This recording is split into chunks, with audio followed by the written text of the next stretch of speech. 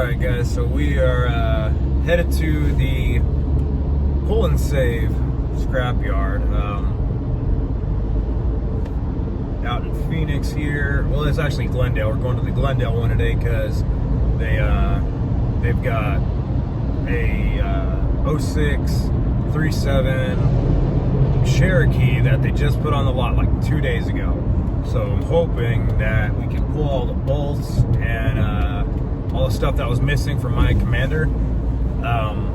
Got a structural engine cover that's specific for the 3.7 with the NAG one transmission, and yeah, they're impossible to find. I've looked all over eBay and everything. I've checked multiple parts yards and like I can't find one. So I'm hoping that because it just got in, that it's going to be still on there, and then get all the rest of the bolts and exhaust bolts and all that kind of crap.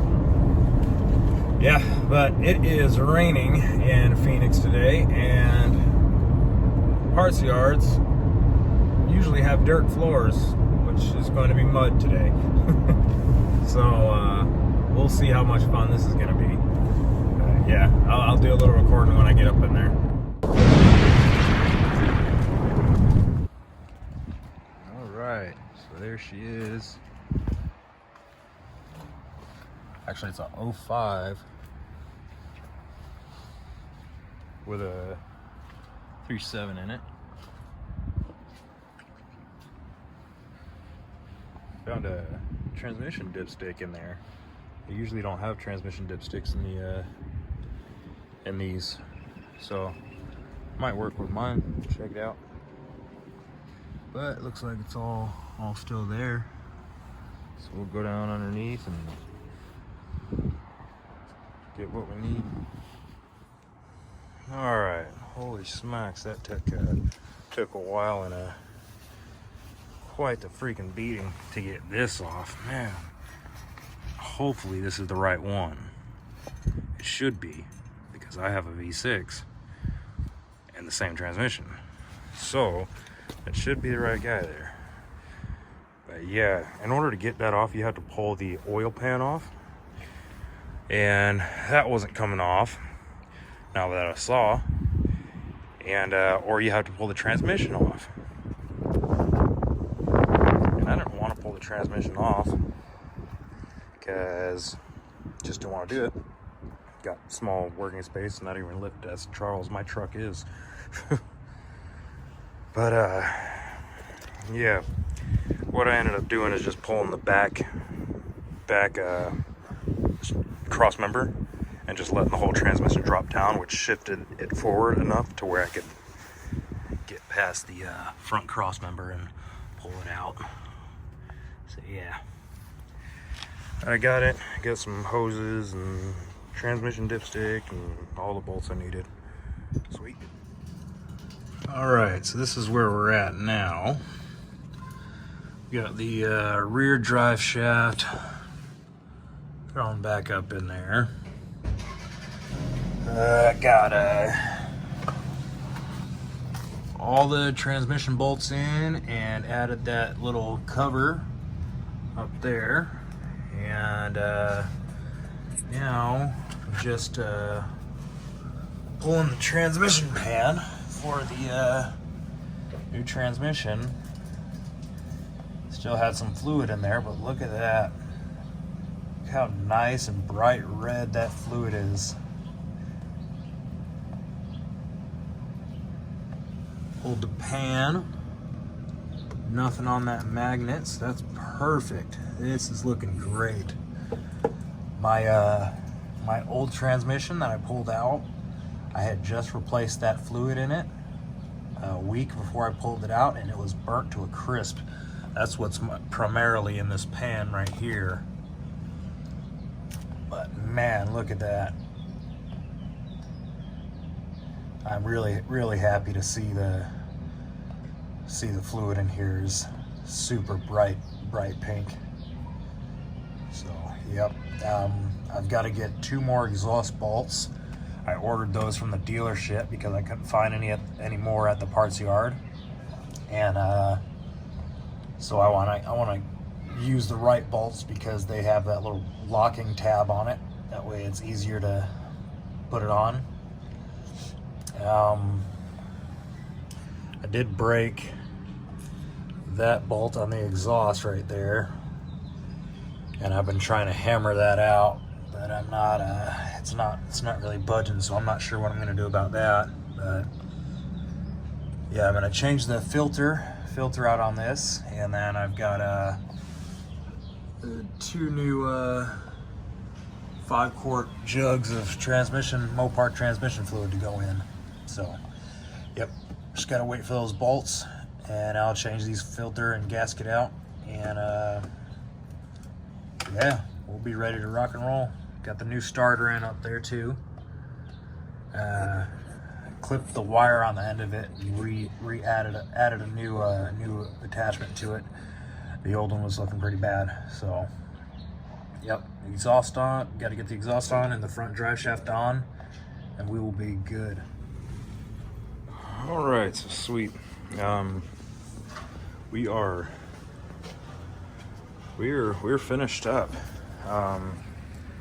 Poured a little bit of transmission fluid in there. I still got to top it off, start it up, plug the battery back in, and check the fluid levels. But everything is finished. Get on my little roller thing here, roll around. Yep. We got the front drive shaft back on. We've got the exhaust back on.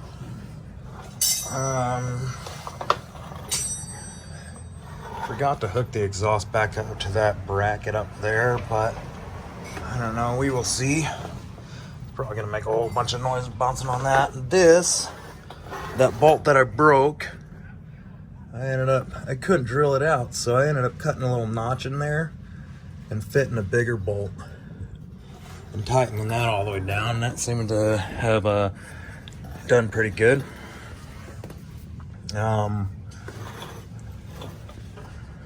Yeah, put some Teflon tape on those threads because I don't know, I probably figured it needed them. Made sure to use a thread locker on these bolts here because those will come loose.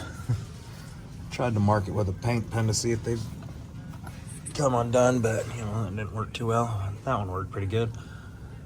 But yeah, I might pull these 2 lines off here because I disconnected these and maybe put some Teflon tape on it. Maybe not, I don't know. We'll see. But yep, just go to get her off the jacks.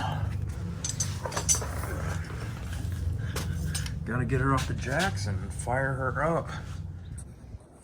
All right, guys, so got the transmission in. Engine wouldn't start, so I figured it needed a jump. It's been sitting so long. It's got a new starter on it. Wouldn't start even with a jump. The battery right now has good voltage. I brought my wife out here, and I figured we'd try to do the same thing we did before to get it started while I was changing the transmission and whatnot. And that was to take a giant wrench and tap on the side of the starter.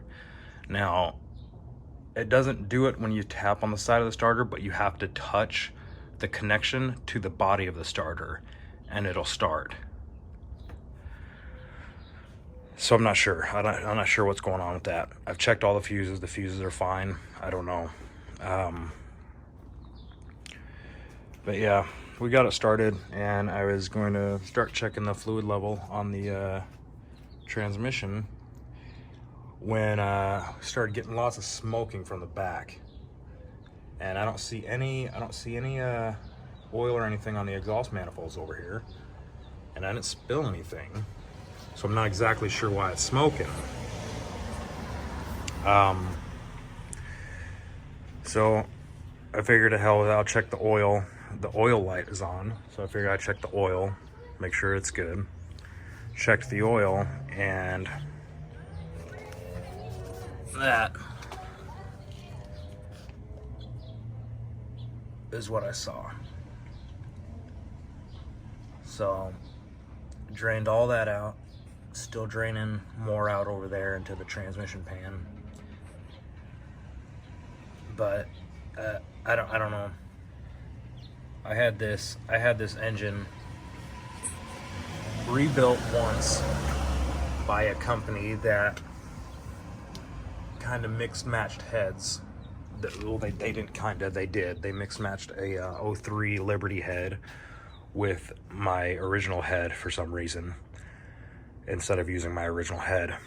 So I took it to the Bill Luke Chrysler Dodge Jeep dealership, where they pulled both heads off. They took them to a machine shop to have them machined, and they realized that the one head was wrong.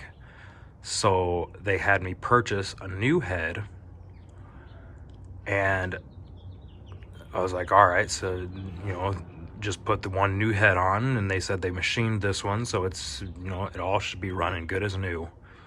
New head gaskets, everything, new valves, new all that.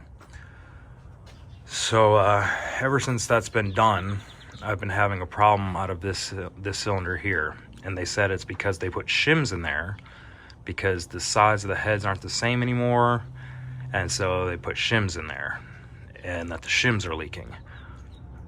I don't know anything about shims. I've never heard of engine shims before in my life, but this problem has gotten worse and worse and worse and worse and worse, and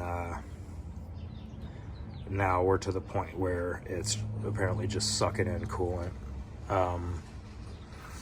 into the oil. But yeah, they're saying that they're not at fault because I should have replaced both heads, but I was never advised to replace both heads. I was told that I could replace the one head and it would be all fine and it would run good as new, is what they said. So yeah, I don't know. I guess this is what I'm dealing with now.